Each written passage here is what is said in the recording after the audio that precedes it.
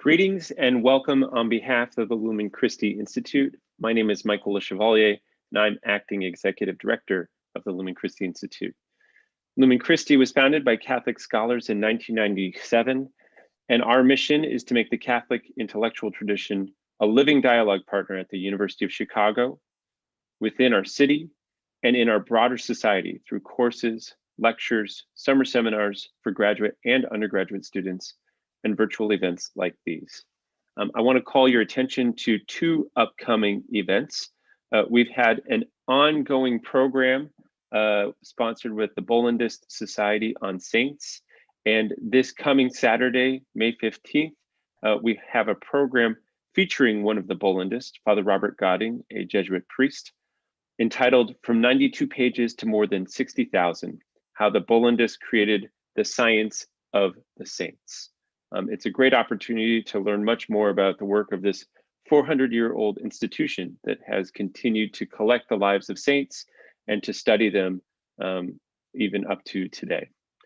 This series continues next Tuesday with Roberto Goizuedo of Boston College and Naomi de Anda of the University of Dayton on Latino Christology, not an event to be missed. Today's event continues our Hispanic Theology series, which is part of our ongoing commitment here at Lumen Christi to present the depths and breadths of the Catholic intellectual tradition in all its variety. The whole series will be recorded and posted to YouTube, and I encourage you to share it with colleagues and friends who are unable to participate today. I want to extend a word of gratitude to our sponsors and co-sponsors. This series is made possible by a generous grant from the Our Sunday Visitor Institute, and it is co-sponsored by Actus, La Comunidad of Hispanic Scholars of Religion, Corazon Pirro, the Collegium Institute, the Hispanic Theological Initiative, the St. Benedict Institute, the Nova Forum, the Harvard Catholic Forum, the Calvert House Catholic Campus Ministry, Dominican University Ministry Program, the Ecclesia in America Network, the Hank Center for Catholic Intellectual Heritage, the Oscar Romero Scholars Program at Catholic Theological Union, ISCALI, Commonweal Magazine, and America Media. I'm grateful for all of these sponsors for the ways in which they've helped ensure the continuing success of this series. Now, I'd also like you to invite you to support us in 3 different ways.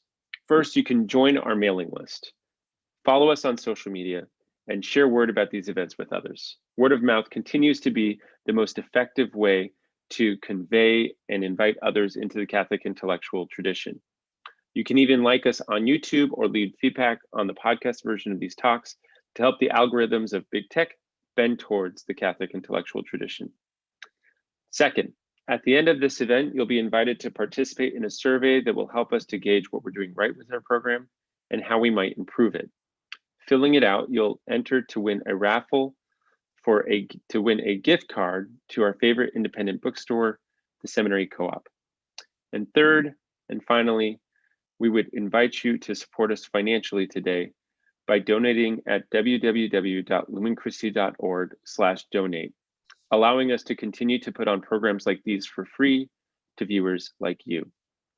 Now, during today's event, there will be an opportunity for questions from the audience. You can, however, post a question at any time using the Q&A button at the bottom of your screen. In addition to questions being read by our moderator, we will also be giving voice to select participants who pose their questions through the Q&A box. Now, I now have the pleasure of welcoming to the stage today's moderator, Professor Peter Casarella, professor over at Duke University and a longtime partner of the Institute, who will introduce our distinguished panel. Peter, take it away. Thank you, Michael. Muy buenas. Good evening to everyone in Chicago, to everyone with me here on the East Coast, whatever time zone you joined us from. I wish you a good evening, and thank you for joining us for Beauty and Justice in the City, with a special focus on the restoration of St. Adalbert's in Pilsen. So why look for beauty and justice in the city? I'd like to very briefly begin by recalling the letter that Pope Francis wrote at the beginning of his pontificate, March 3rd, 2015, to the Grand Chancellor of the Catholic University of Argentina on the occasion of the 100th anniversary of the founding of that Faculty of Theology. Just 2 brief excerpts. Pope Francis said, Teaching and studying theology means living on a border, one in which the gospel meets the needs of the people to whom it should be proclaimed in an understandable and meaningful way. We must guard against a theology that is exhausted in academic dispute, or one that looks at humanity from a glass castle. You learn so as to live. Theology and holiness are inseparable. And further on, he says, do not settle for a desktop theology.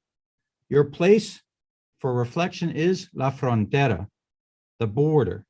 Do not fall into the temptation to embellish, to add fragrance, to adjust them to some degree and domesticate them.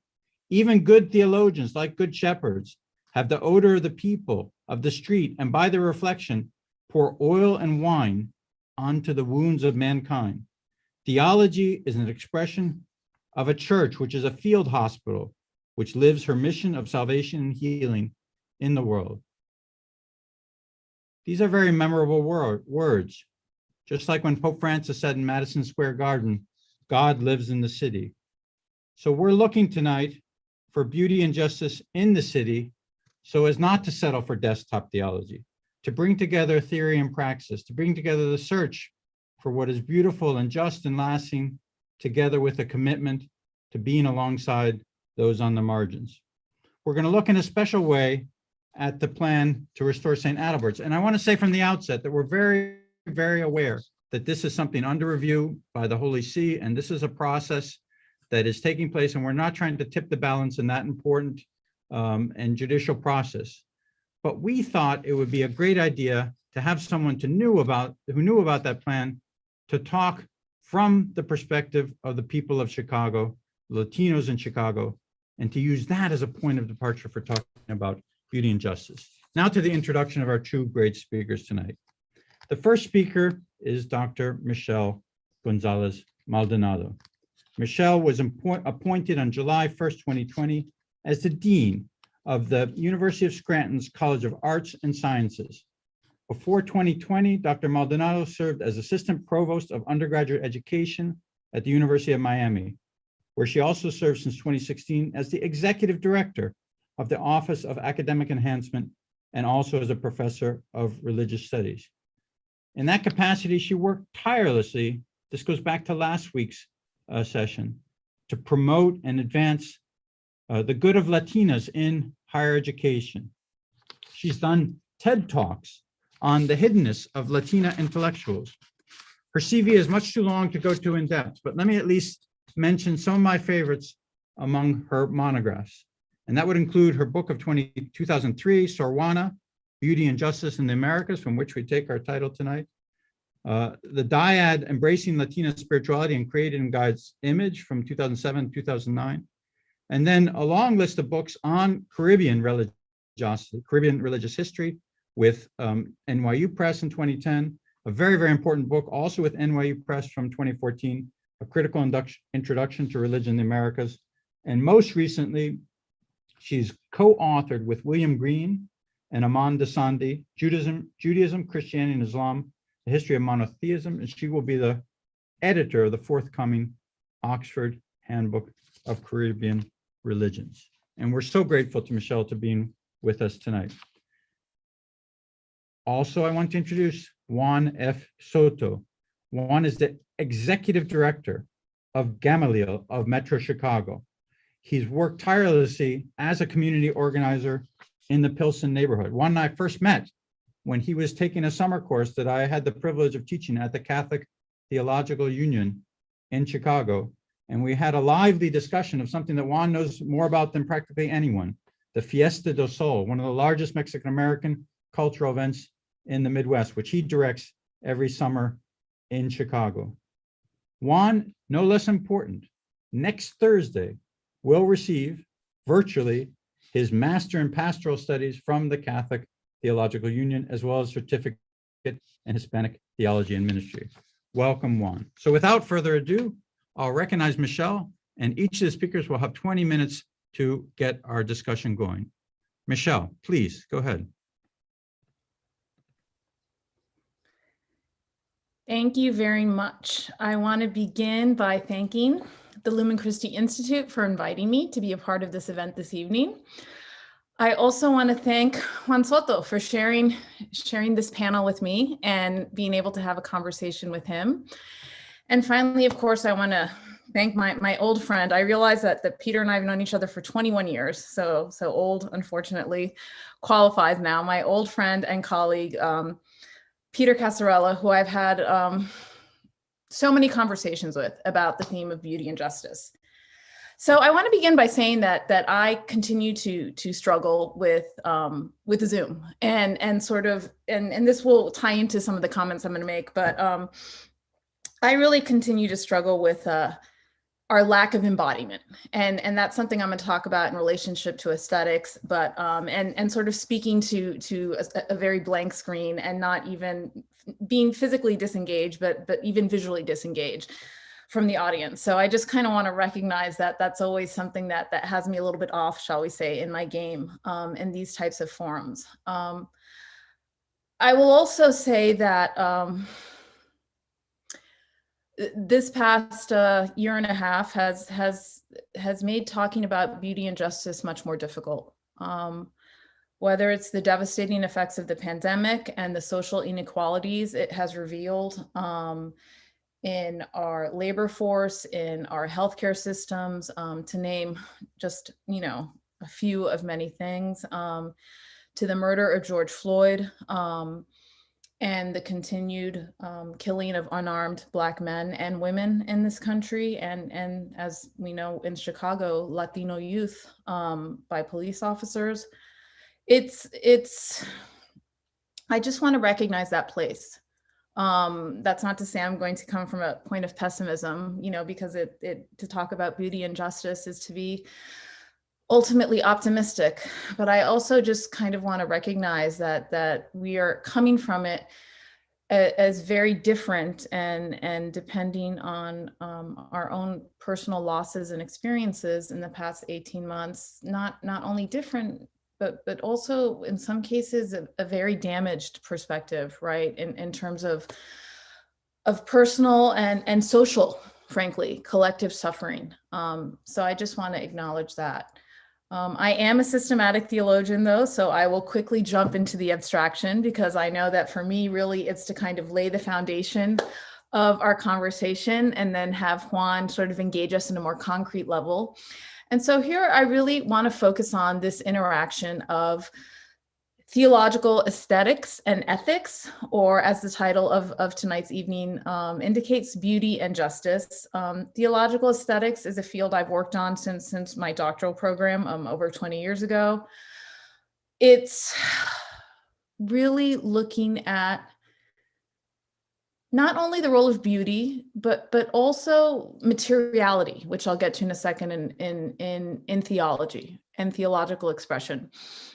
But I want to begin with ethics. And the reason I want to begin with ethics is because I think we are living in a world where we are often more comfortable with ethics, right? So ethics is often framed in terms of justice. And I will say that when I speak about justice, I'm very informed by the different liberation theologies across the Americas that are trying to, whether it's Latin American liberation theologians talking about the cry of the poor, whether it's theologians from the global South as a whole, speaking of theology from the underside of history, whether it's Latino and Latina theologians emphasizing how issues of immigration, culture, and assimilation shape our everyday lives and experiences of church and our theological worldviews, or as Black and womanist theologians have taught us in terms of race and racism in this country. For me, that's very much a huge part of my intellectual and continues to be framework. It's also a lens through which I have pastorally engaged the church. However, it can't be the only lens. We can't reduce theology to ethics. And there are a couple of reasons why that's problematic. One is if we don't look at what we call intersectionality, right? How our different facets of our identity, whether it's race, class, gender, disability, sexual orientation, how these intersections define us. If we only talk about Latinos and Latinas as oppressed, for example, and an oppressed population, and I'm not in any way denying that Latino and Latino populations experience marginalization in this country, but they experience it in different ways. And to reduce a community to being oppressed, to only looking at them through the lens of ethics, defines their experience by oppression. And this is something we can talk about in the Q&A. It's something as a light-skinned Latina, as a Cuban American who was raised upper middle class, as a PhD who is now a dean of a college at a Jesuit university. My experience is very different than my husband, who came here, who moved here with me, gosh, about 14, I think it was, 14, 15 years ago. It's 15 now. Just in case it's being recorded and he's watching, he'll watch it. So 15 years ago, who is brown-skinned from an indigenous community in Guatemala, who only has a high school education, and who became a US citizen last year, primarily because he was scared that his residency would not protect him, that something would happen and his immigration status would be questioned, challenged, taken away. And I recognize that I use the two of us in spite of the fact that he's married to me and therefore has class privilege, right? But our historical experiences and being in this country, him as a more recent immigrant, me as a US-born Cuban American, are very different, right? So part of what we need to look at too, that I fear does not happen when we just look through the lens of ethics, is that we homogenize and simplify the complexity of Latino and Latina communities. The other thing I worry about, and I think actually Peter and I have talked about this, but now being dean at a college where the majority of my programs, of the college's programs, are with undergraduate students. We have very few graduate programs in the College of Arts and Sciences. You know, the one thing that really also has stood out to me is the reduction of so many young Catholic women and men of Catholicism to service, right? So to be a good Catholic is to engage in service, and it has nothing to do with a theme I'm going to talk about shortly, sacramentality. It has nothing to do with an engagement with the church in a very concrete way. And so service becomes normative exclusively normative is a better way of putting it, for identifying Catholic identity. So let's talk about aesthetics. Wow, the time goes by faster than I thought. So an emphasis on theological aesthetics is really responding to a lot of things that even when I started writing about this 20 years ago, we face today. It's interesting to kind of go back and kind of say, okay, what's changed? And some things have, but some things have not. You know, we live in a world where beauty is subjective, right? Beauty is in the eye of the beholder. And theological aesthetics refutes that claim. It says that beauty has a divine origin, right? When we talk about the transcendentals, the good, the true, and the beautiful, that beauty with a capital B does exist in this world, and is not just opinion, is not just subjective taste, so to speak. And because we live in a world today where beauty has become subjective, we've seen this huge, what I would call a divorce of theology and the arts, right? So you know, if we look at the history of art, particularly Western European art in countries that have been colonized by the Western world, we see that the historical intimacy of the aesthetic, of the painting, of the sculpture, of the play, of the poem, is no longer saturated with religious worldviews as it once was. And I would argue in part, art has become increasingly irrelevant as a result of that, because it has lost its ability to convey truth in a way it did in the past. You know, my former mentor, who actually introduced me and Peter, the late Alejandro Garcia Rivera, who was a brilliant mind and very formative in my own development and work in theological aesthetics. In his second book, The Community of the Beautiful, he says, theological aesthetics asks the questions, what moves the human heart?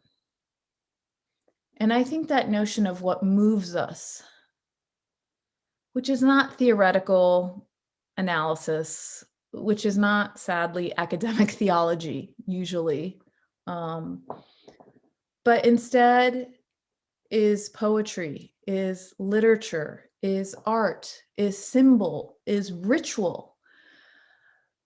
If we don't see the aesthetic as a conduit for knowledge, as an expression of the human experience of the sacred, we lose something fundamental, not only, I would say, not only to religion, not only to Christianity, not only to Catholicism, but our own humanity. And so for me, I think about this a lot, not only, again, as I said, working a lot with undergraduate students, but also as a mother of two, they wouldn't like boys, but two teenagers, so they're 13 and 15. I think about, how do we make religion attractive to young people? How do we move their hearts? How does the church move them to want to become active participants in their sacramental life? And for me, this really, you know, theological aesthetics, it has implications, not just for academic theology, which, you know, we can also talk about later, is useful to a certain extent. But more importantly, it has implications for how we understand our bodies, how we understand liturgy, how we understand ritual. And for me, perhaps most important and most odd to speak about on Zoom is sacramentality, right? How do we see sacramentality as aesthetic action? How do we see, I mean, I don't know about you all, but for me, there's been a sort of crisis to me in the past year of lack of embodiment.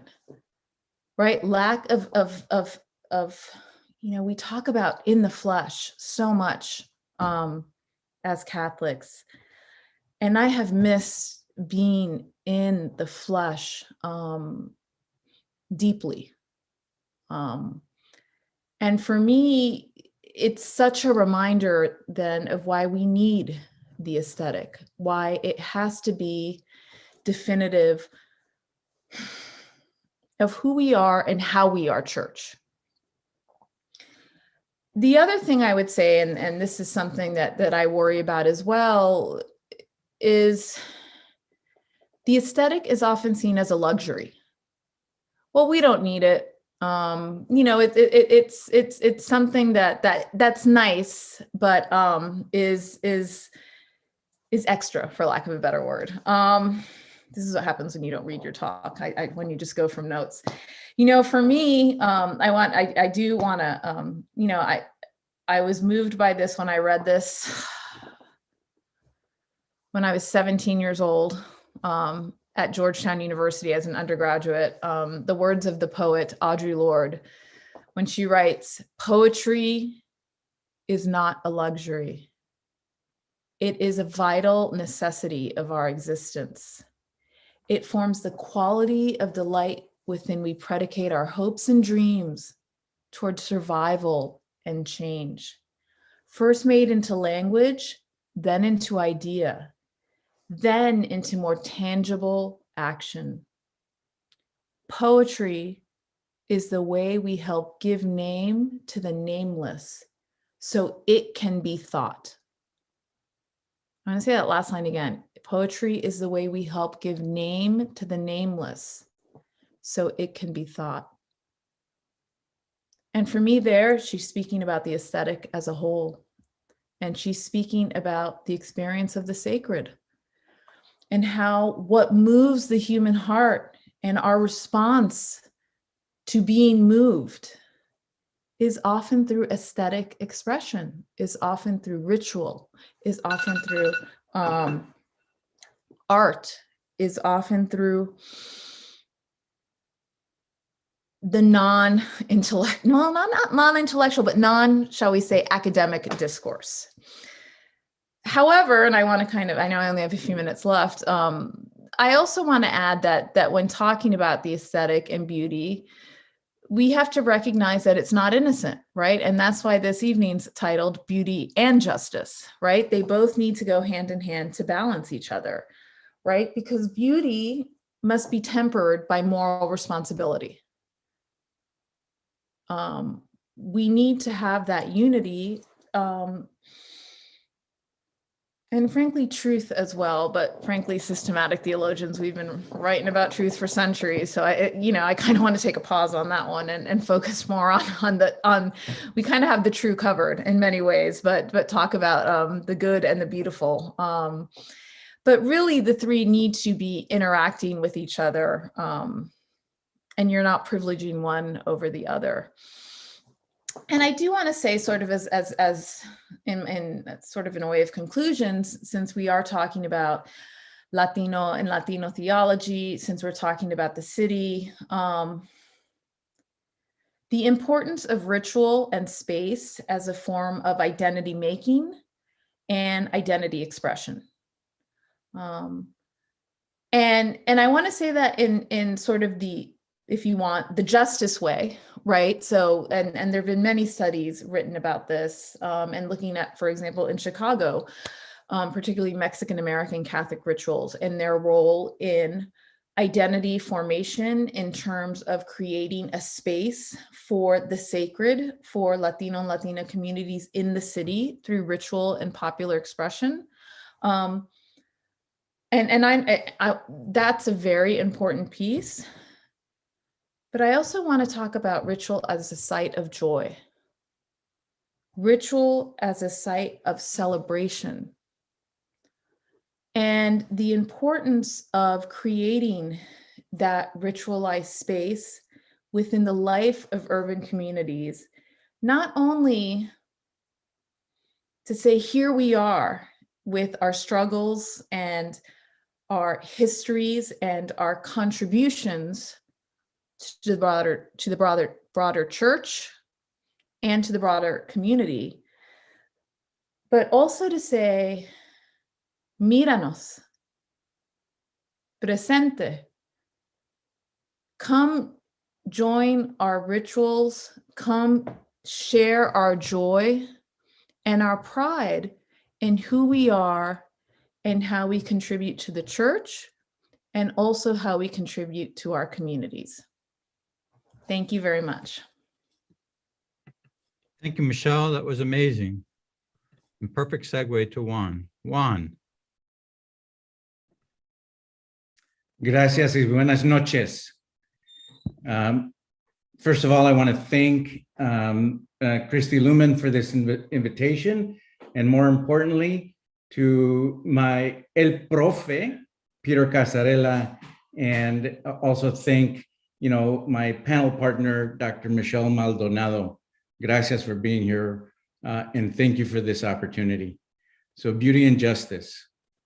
As I reflect on what we are about to engage in this theme, I can't say enough about that we're living in new times, especially that some are beginning to open up their eyes and some their hearts to the structural institutional racism that this COVID pandemic has actually exposed.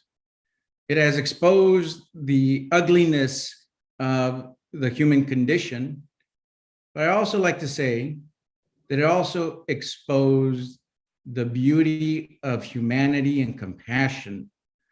When people felt desperate, there was also compassion in the moments where people came together as community. And for me as a faith-based community organizer, this is so relevant. As an organizer, I work and have been with the Gamaliel Network now. In September, it will be 30 years. Has taught me a lot about where we are and where we want to be.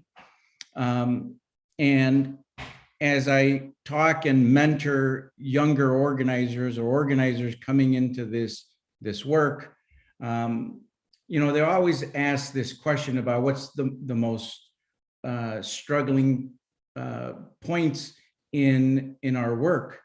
And really, it's listening to one another. And I don't think we listen enough, escuchar a nuestra gente, of what hurts them, but also what gives them joy. And as I share with our fellow organizers, I say, we were born for this time, even with the challenge of COVID. And one of the things that I always want to move in my work is not that this is a job or even a career. Now, tipping the scales at 30 years as a community organizer, I don't call this just a job. This is my ministry. And I've been blessed with being supported on many fronts, both at home and at the place where I do my ministry, which is in the community. I direct a community-based organization called Pilsen Neighbors Community Council. It's been around now for 67 years and has really engaged the history of the organization in community transformation. When I came into the Pilsen community 30 years ago, almost every public school and every church in Pilsen was busting at the seams. It was standing room only in the churches, as well as overcrowded situation in every public school in the community.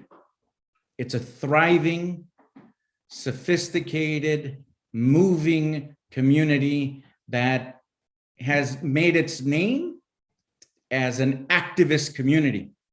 It is one of the communities that has still survived many onslaughts by politicians, others that want to define what Pilsen is for their own political benefit, but it's the grassroots community, los abuelitos, las abuelitas, the paleteros, the charisma and energy of the community that makes it so thriving and so exciting. Unfortunately, we are faced with an ever-changing community. And in this changing community, we are seeing families being displaced because of higher rents or higher income property taxes. Our schools are beginning to see a dwindling of children in the public schools. But we also see that churches and within the Chicago Archdiocese, the church consolidations. One of the things that we are always mindful of and have brought to the attention of the community is to be self-defined. We define ourselves by how active we are, the roots, the engagement, the approach to what we call home in Pilsen.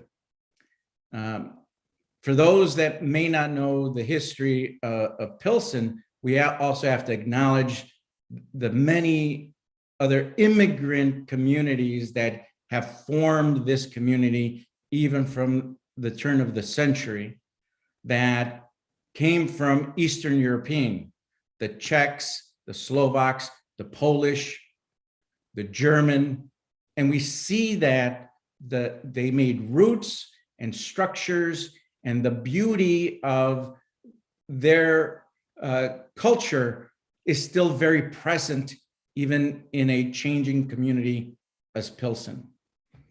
It wasn't until the 1960s and the 70s where families were being pushed out because of Old Man Daley, Mayor Daley, that really had a plan to push families out of the central business district to make way for a new plan called the Chicago 21 plan. Some of us are still living with some of those remnants of that plan, but it was this organization, along with many other organizations at that time, that pushed back, that organized, that said, we are going to define ourselves of who we are. In a most recent article that I read in the Chicago Tribune on May 6th, that said that Greektown, which is a neighboring community just north of Pilsen, doesn't have many Greek families living in Greektown, but yet the restaurants are there. There's a hunger to hold on to an identity and nostalgia in that community. Pilsen, because of its nature and its activism, really has moved itself to organize for self-determination. And it is in this spirit that I was trained in, that I became an organizer. And in what I see in the community, even with the parishes, there are 3 parishes currently that exist that are doing ministry as we know the Catholic Church structure to be. And that's St. Procopius, St. Pius, and St. Paul. 3 very wonderful, beautiful communities of leaders that still hold on to that vision of wanting to have a community that they call for themselves. But enough a little bit about the community, the organization itself, where Professor Casarella has already lifted up. I organize the largest Latino festival in the country, where we draw 1.3 million people in a 4-day event, all organized by community residents and people that have a vision for themselves. Sometimes they say, well, Juan, it's your vision. Actually, what I do is I really, project what they tell me back to them, and I say, make it happen. And 7 years ago, I met Elizabeth Roman, who is the president of the National Catholic Council for Hispanic Ministries. And we engaged in a conversation around the work and the call for our faith to be demonstrated in community. And because of her vision and the vision of the leaders, we created a Catholic service, what we call La Misa del Pueblo that's attached to Fiesta del Sol. And we get thousands of people attending La Misa del Pueblo because the call was, if they're not coming into this church structure, let's bring the church to the community. And that really gives us a lot of not only a call to do our own ministry, but we have to meet people to where they're at. We have to bring church to where they're at. So I want to pivot a little bit to the call and the process of this discernment that I began with many other folks in Pilsen, that was brought to me by Sister Dominga Zapata, who challenged me. And if you have not met Sister Dominga Zapata, she's not your conventional, community, Catholic, quiet nun. She gets you agitated. She makes you move. She gets you to do things.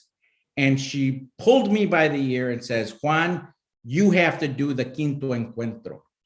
And the Quinto Encuentro that was brought to the Pilsen community comes out of a call to do this 5th National Encuentro of Hispanic Latino ministry, which is a historic ecclesial gathering of Catholics throughout the entire country to call for the participation of young people and Catholics that want to see a self-determination of Latino ministry in the Catholic Church.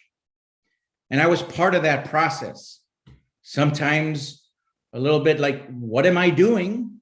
But most of the time being guided and accompanied by Sister Dominga and saying, this is a calling. And much of the work that we are doing calls us to not only draw us to this calling of discernment and accompaniment, but to call us to reimagine how we do church. I can't stress enough, I have conversations every single day with people across the country and in the neighborhood of how they just wish they had the opportunity to hug the person that they love to see at Mass on Sunday. We have gotten to the point of the human touch is so important to us as ministers and as people of faith. And this call really is a challenge to us to reimagine how we think about church these days. So now I want to talk a little bit about the St. Adalbert's project, or a discernment that we are on. But first of all, I want to acknowledge and recognize that St. Adalbert's is the patrimony of St. Paul Catholic Church, right? It's active and involved parishioners taking a very vibrant and vital role in the community themselves. It's where the Renew My Church has its challenges, but it's also its opportunities to figure out how we do church together, and it's through relationship building. So in recent years, Providence of God also has closed, which was on the east end of Pilsen. Holy Trinity Catholic Church has been closed. And most recently as 2019, St.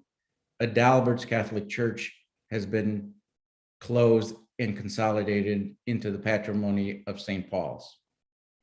So for those that are watching us from across the country and may not be familiar with St. Adalbert's, I just want to give you a little bit about St. Adalbert's Church and a little bit of history. St. Adalbert's Church is located on 17th and Paulina. It actually, in Chicago, where it was organized in 1874 by Bishop Thomas Foley to serve Polish families who settled in the predominantly Bohemian district, which we now know and call as Pilsen. The third Polish parish founded in Chicago, St. Adalbert, served generations of Polish immigrants and their US-born children. At its peak, parish membership outnumbered more than 4,000 families, with more than 2,000 children enrolled in the school. 2,000 children enrolled in the school. And from the 1990s through the Depression, the parish church became the hub of activity for a lot of Polish American community in Pilsen. And shortly after that, St. Adalbert's church was founded and appointed. Father Gronowski began an ambitious building program to actually build what we now know as St. Adalbert's. It sits on a little over 2 acres, which has the church structure, beautiful church structure, has a convent, a rectory, a school, its own parking lot, and a beautiful garden area. So on June 16th, hundreds of former parishioners returned to St. Adalbert's to attend a special mass commemorating its 100th anniversary of the founding of the parish. Then in the late summer of 1974, Bishop Abramowitz appealed to friends and former parishioners to contribute to a special collection in Polish parishes throughout the Archdiocese on the weekend of August 31st through September 1st in 1974 that drew to the rebuilding of the deterioration of the congregation. So to rebuild it and invest in that church property. We begin our work in our history, even more so that as in June of 2019, after consultation with the Archdiocese of Chicago Presbyteral Council, Cardinal Supich, the Archbishop of Chicago, issued a decree that St. Adalbert's would no longer be a place of worship and was desanctified due to the conditions of the buildings and associated costs. The Archdiocese of Chicago officials has stated in regards to the future of St. Adalbert's campus that any plans for the property would be sensitive to the desires of the community and other constituent groups. So we have to imagine and reimagine what is the sacredness and the call of discernment for that property. I alone cannot do that, and it is not up to me. It is up to the community to define what the purpose and the goal of that church structure is. And I do know that there are many groups out there that would like to see a call to bring it back to either being a shrine or to have, mass there. These are unfortunate times, and those are the struggles and the challenges that are brought to us every single time where we are in a changing community. This time, there's no different.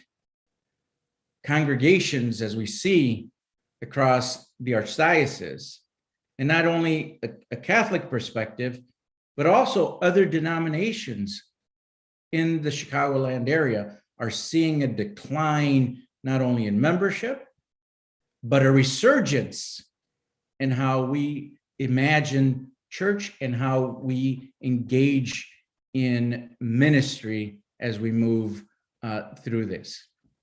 So I want to go to a call by Pope Francis as in his document that he issued to the Congregation for the Clergy in July of 2020, where he calls for, he says, at the beginning of his own ministry, he called the importance of creativity, meaning thereby seeking new ways, that is, seeking how best to proclaim the gospel. In respect of this, the Holy Father concluded by saying, the church and also the code of canon law gives us innumerable possibilities, much freedom to seek in these things. We have to value the parish, we have to value the community, and we have to value this nuevo encuentro of dialogue. This culture of encounter is conducive to dialogue, solidarity, openness to others, as it is a person-centered, right? Naturally, the parish must be a place that brings people together and fosters long-term personal relationships, thereby giving people a sense of belonging and being wanted. The Holy See also calls that the parish community is called truly to be the master of the art of accompaniment. If deep roots are planted, the parish will become a place where solitude is overcome, which has affected so many lives, as well as being a sanctuary where the thirsty come to drink in the midst of their journey and at the center of constant missionary outreach.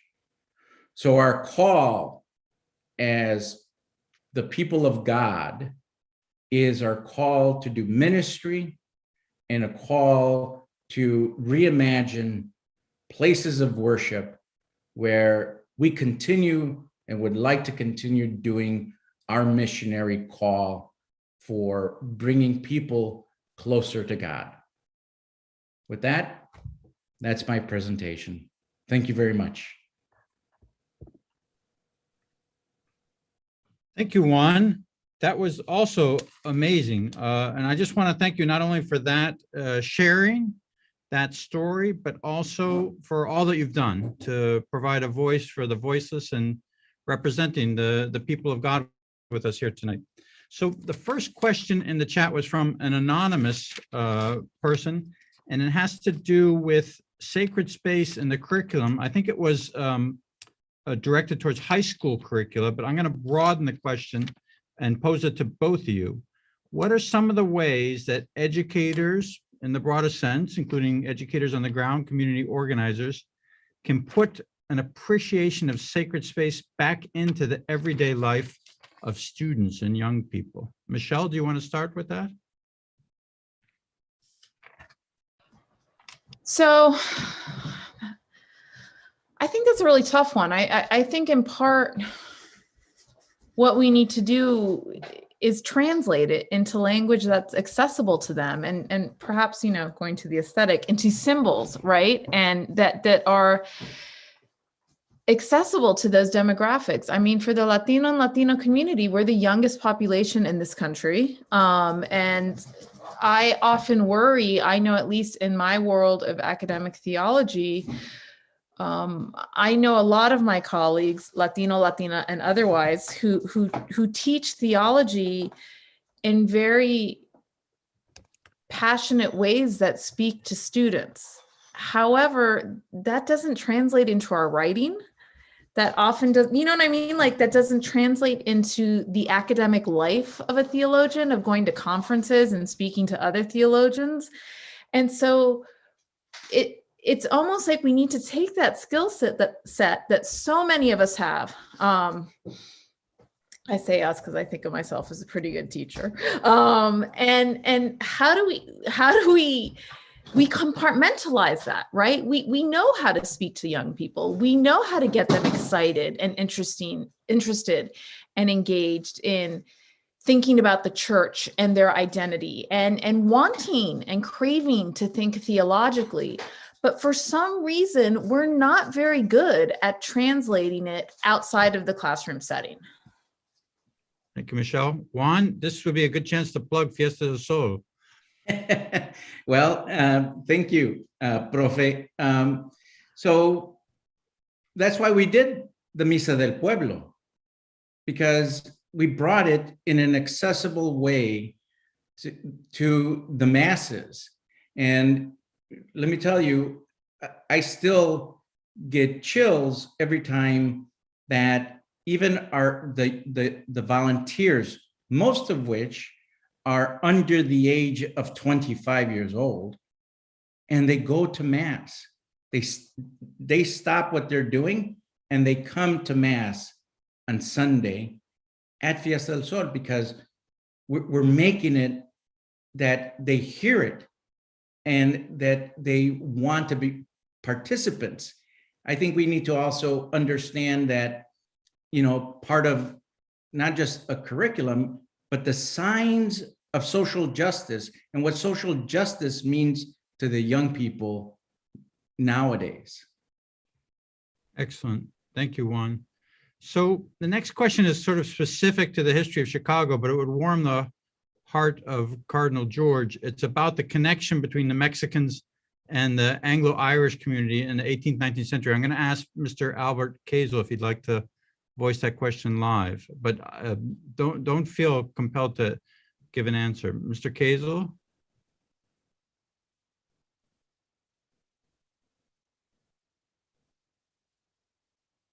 You have to unmute yourself.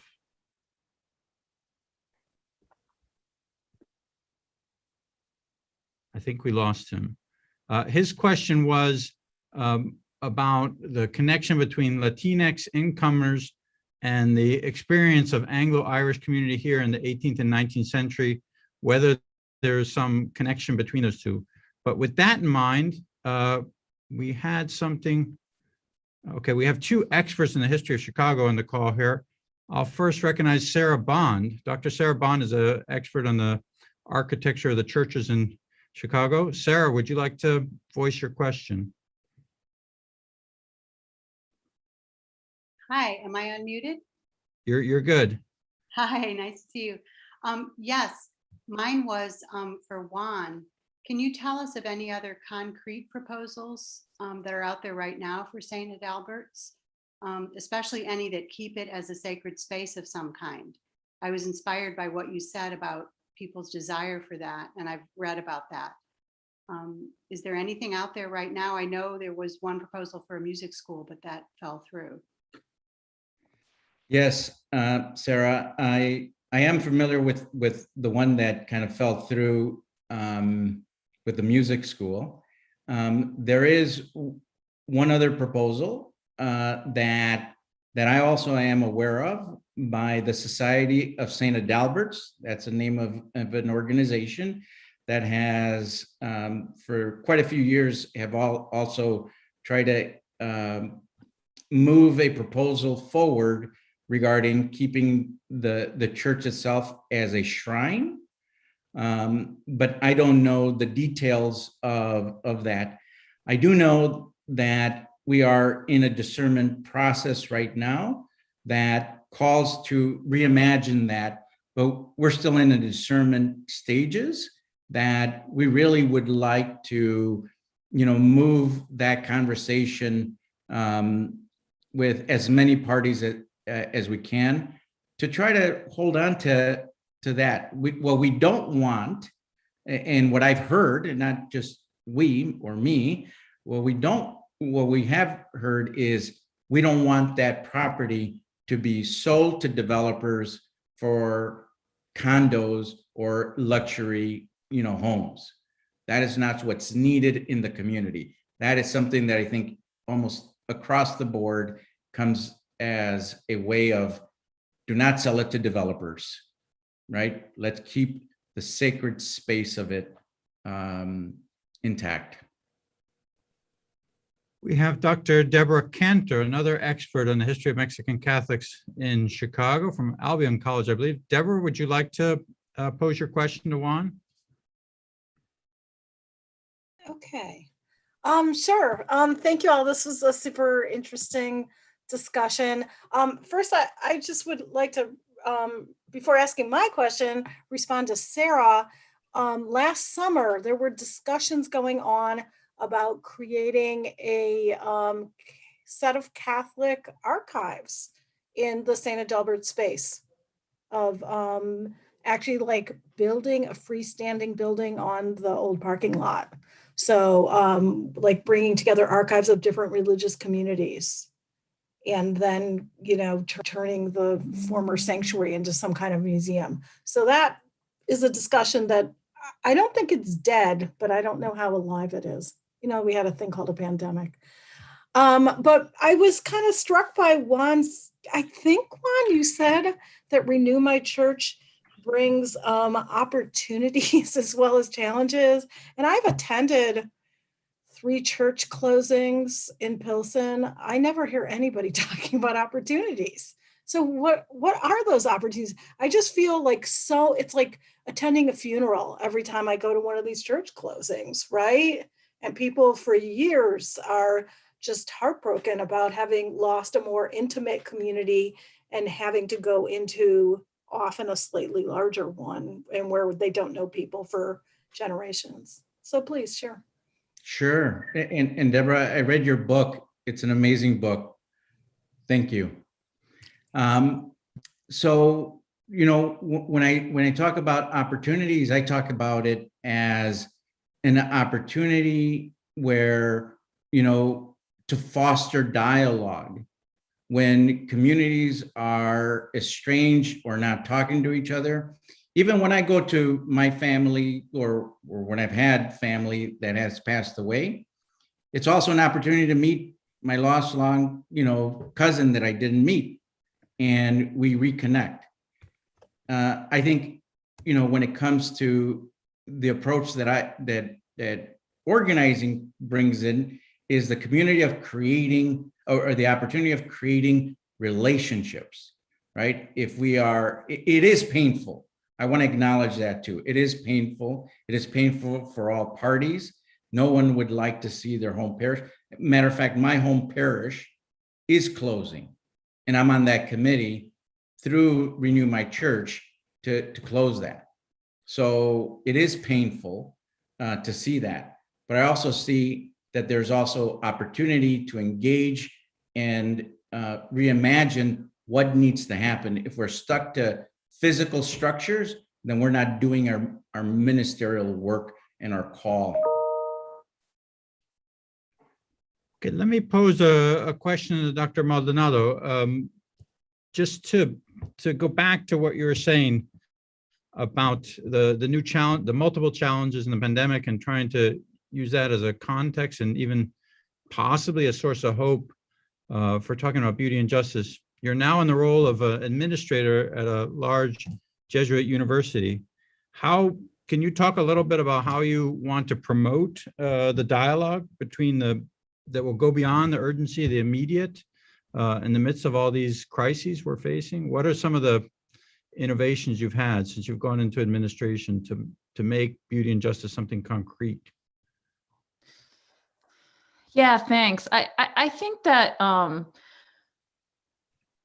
I think like everyone in higher education, we've been in crisis mode for the past year. And I think that includes administrators like me and folks with bigger problems and higher up the ladder than myself, such as presidents and provosts and board of trustees, but also, frankly, professors in the classroom trying to adjust to remote teaching, to things like Zoom, to what we call hybrid teaching, right? Having half your class in the room and the others virtual because of, you know, room capacities. And so, you know, in many ways, one thing I've tried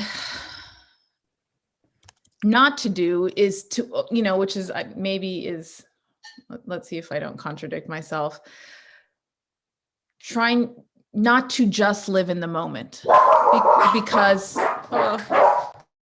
because the moment is so overwhelming. And I think one of the things that, at least for me, and I'm sort of emerging out of this, you know, as I'm vaccinated, my husband's vaccinated, my children, thank you, Pfizer, will hopefully be vaccinated soon. Is we've lived for the past year without hope. And I mean hope in the sense of you don't dare to look forward to anything, right? Because it's probably not going to happen. So one of the things I've been thinking about is, how do we introduce hope back in our lives and not be scared, right? To have that hope. I think in terms of universities, and Catholic universities, for me, I know I'll be starting a conversation this upcoming year about what is the identity of Jesuit and Catholic education, right? In our current context, and what is distinctive about a Jesuit and Catholic education in the world we're living in today. And that is not only forward thinking, it's also a way to kind of comprehensively bring the university community together.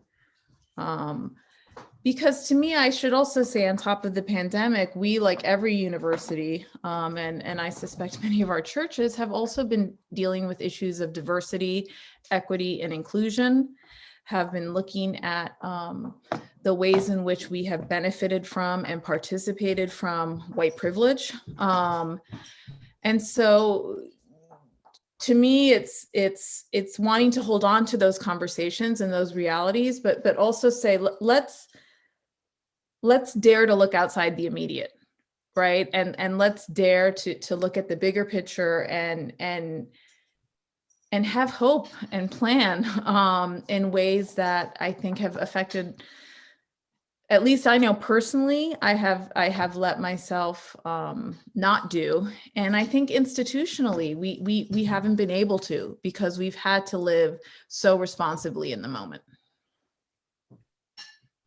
Thank you. That is hopeful. Oh, well, hey, maybe I won't speak again after this then. We have a comment from Stephen Wojcik, if he'd like to voice it live. Yes, I just wanted to respond to the question about specific concrete plans for St. Adalbert. I've been involved with the original group, the St. Adalbert Preservation Society, which is some of the former parishioners who live in the neighborhood, as well as some of the other groups, the Society of St. Adalbert that was mentioned. And then there are a couple other groups. They're all working together, so that's good. And they want to preserve the church as a shrine, but also be open to sacred art and sacred music events, concerts, but then also perform community and social service work for the community, and then also host cultural events, whether they're Mexican or Polish or other cultural events that are appropriate for a church and the communities that are represented or have been represented by St. Adalbert Church. And if I could put a plug in for St. Adalbert Church, it is one of the few churches in Chicago. There's an identical church almost that's a Roman basilica type architecture on the inside. It's very not unusual in that it didn't have a lot of statues and other things because they wanted to keep it like a Roman basilica. So I would recommend that if you are in Chicago, of course you can't go inside now, but hopefully you'll be able to go inside someday, but you can read about it definitely. And there's also the original organ from the church, which I forgot what the make of it is, but it's one of the few of that type of organ that's still existing with the leather. It has the leather bellows and everything original on it. And I know the organ enthusiast groups would love to attend concerts and hear that organ. So just a little bit, I hope I didn't take too much time on what people want for St. Adalbert Church. Juan, do you want to respond to that? Or there's another comment about Pilsen. Should I, would you be willing to wait and then respond to both of them together? Okay, Ernie Rosado, do you want to go next? Just briefly.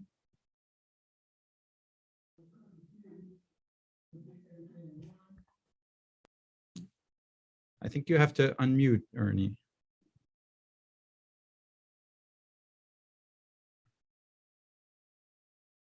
Ernie's question was this, I'm not sure if that's coming through. Pilsen neighbors revenues dropped significantly from 2018 to 2019. Its past work has been to combat community deterioration, defend civil and human rights, and to affect other school-related activities. What current work is going on in Pilsen neighbors? How is the neo-colonialism many call gentrification harming or helping the community and Pilsen neighbors? Those are two very good questions.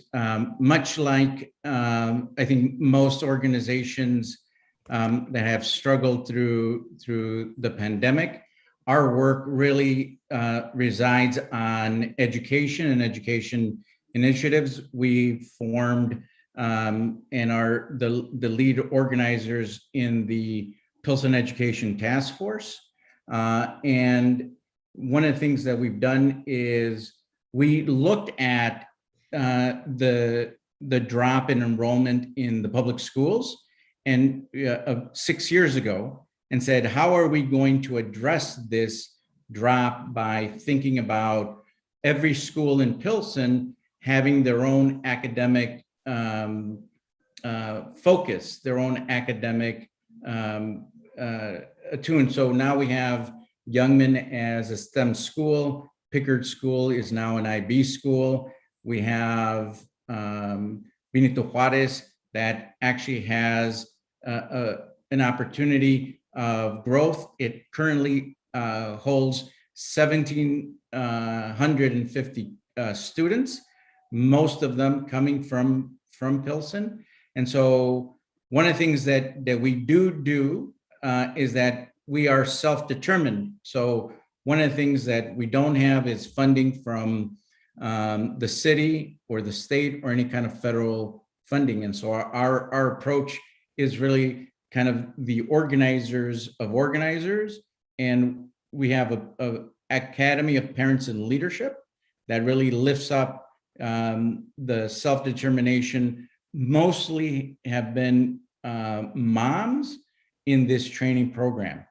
And they become not only advocates for themselves, but for their children. And so we raise our own money, contributions, and we might be a small staff, but 2020 became a very big challenge. And I organized, what we call the 25th Ward Community Stakeholders Call. And every month we bring together 70 to 100 community-based organizations across not only Pilsen, but the entire 25th Ward, and foster that kind of communication amongst them. Thank you, Juan. We have time for just one more question. Jacob Torbeck, who's dealing with the intersectionality of Latino theology at Loyola Chicago. Would you like to pose your question to Dr. Maldonado? Sure, yeah. And Juan as well, if you want to weigh in on this. To the point about diversity and inclusion, I'm at a parish on the far north side of Chicago where we are also restructuring. We were an arts-focused parish. And so right now we're trying to figure out how do we continue that ministry without actually having a parish anymore.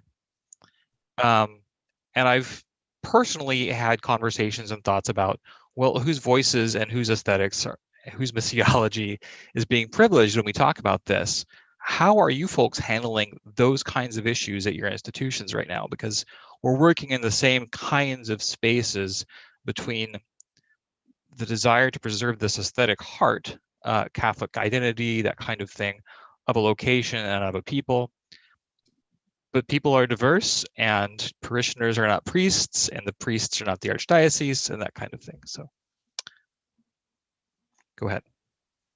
So this is a really tough question. and I don't have the perfect answer, because if I did, we'd probably be doing it at the university. But I'll say a couple of things. I think one thing I struggle with is too often diversity and inclusion efforts become tokenism, right? So at the University of Scranton, we have an increasing Latino and Latina student population, and the only time their presence is acknowledged is during Hispanic Heritage Month. Right. And so there's like 2 or 3 weeks and there are events, and it's like, the Day of the Dead celebration or this. And so they're not interwoven into the life of the community, right? Whether that's in the liturgies that are offered at the university, or just how ritual life is expressed, right? So I think one thing we always have to be careful about is that I struggle with the word inclusion because, and I use it because everyone does, but inclusion implies including people in the system that already exists. And that system is broken, because if it wasn't broken, they wouldn't be excluded, right? So I like to use the language, and I have in my own college, of how do we create a culture of belonging? Right. And when I do talk about diversity and inclusion, I like to include the word equity, right? To at least talk about how that issue intersects with diversity and inclusion. So I think one thing is always the risk of tokenism, right? And second, for me, I cannot express to you the importance of physical space. As you mentioned, you mentioned in that your parish was focused on the arts. And how cultural artistic expressions can define one's experience of belonging, right? So I didn't check if anyone from Scranton was on the Zoom, but I remember one of my first months at the university, they took me on the tour of the estate house, which is from the Scranton family, which, yes, is where the name comes from, of the city. And it's a beautiful home where the Office of Admissions and other important offices at the university are located. And when I kind of did my tour of the first floor, there's all this wonderful art, but I was like, it's like all white men staring at me, right? And it's all, so if I'm a student of color, and this is the admissions building, which I realize with COVID, they start outside, the access is different, but when we are able to allow people into our spaces again, right, at universities, and welcome visitors in ways that we currently can't right now, or are slowly being able to, what does it mean for a prospective Black student at a Jesuit university to go into the admissions area and only see white faces, right? And only to see one racial representation of Jesuit identity, Jesuit and Catholic identity. And so for me, and I did mention that to the person giving me the tour. So to me, I can't, people, that's why the aesthetic is so important, because it affects our comfort and our physical sense of belonging. And then the last thing I'll say is that all it takes is a room full of paintings of only white men, frankly, to make a student of color feel like this is not a welcoming place for me, right? And I think we have to recognize how we mark our space is how we define who we are. I'll put it that way.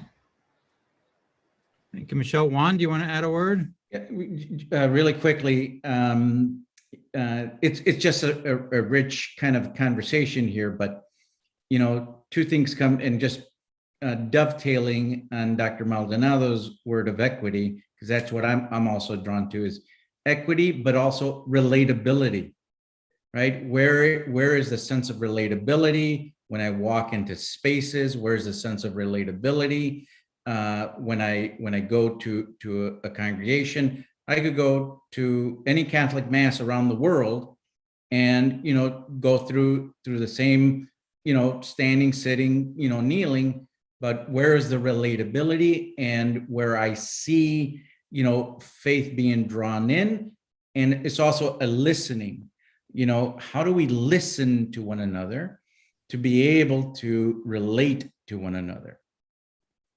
I could say more, but given the time, those two come at the forefront. Thank you, Juan. I mean, pertenencia, belonging. It's so important, the vocabulary of Pope Francis, and it applies here as well. Before thanking our speakers, I just want to say that tonight we looked at, to echo Vatican II, both the joys and hopes and the griefs and anxieties of beauty and justice in the city. And I'm very grateful that we looked at both sides of that. Some of the hopes that I have moving forward is one, the first in-person event for Lumen Christi will be at the Mother Cabrini Shrine. They just announced today that Kathleen Sprout Cummings, my former colleague for Notre Dame, will be doing an event there on June 10th. So we have that to look forward to. And next week, of course, in the Hispanic Theology series, we'll continue with Roberto Goizueta and Naomi de Anda, talking about in a very enculturated and contextualized way about Latinx Christology. But my main thing I want to say to conclude is to thank our co-sponsors, to thank all of you who are here tonight.